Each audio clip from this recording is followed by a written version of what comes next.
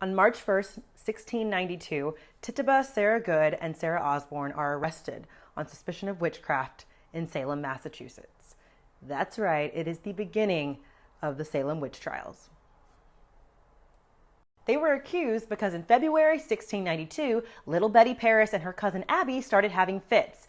They were crawling around on the floor, throwing things, shouting, contorting their body, and crawling under furniture, or every 9-year-old sleepover. But why these 3 women? Tituba, the first to be accused, was an indigenous South American slave. She was accused of using voodoo and occult to attack the girls, and Tituba denied this at first, but changed her story and said, yeah, she did work with the devil. Tituba later recanted her testimony, saying that her master had beat her and told her what to say. She still served 15 months in jail and then was released, never to be heard of again.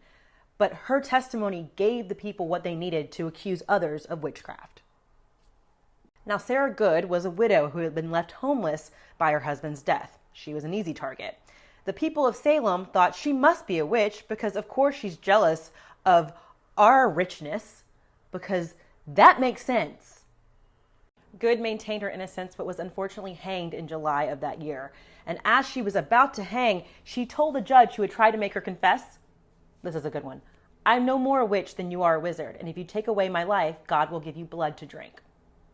25 years later, that guy died from choking on his own blood. Sarah Osborne is a very interesting case. She was a social outcast like the other because when her first husband died, she hired an indentured servant from Ireland and then married him. She then laid claim to her former husband's land, restricting it from his 2 sons. Osborne wasn't a slave or poor. She was just a woman who dared to make a claim for land. That, plus due to an illness she had not been to church in 3 years, of course meant that she was a witch, because that makes sense. She maintained her innocence throughout the trial, and unlike Tituba or Good, never accused anyone else of witchcraft.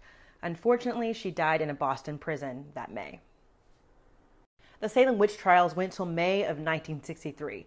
200 were arrested, 19 were hanged, based purely off of accusations. Yet it all started with 3 women who were considered outsiders, social outcasts. A woman of color, a poor woman, and a woman who dared to wield her economic power were seen as the first witches. They struck fear into a community. Some might say that those types of women still strike fear into communities.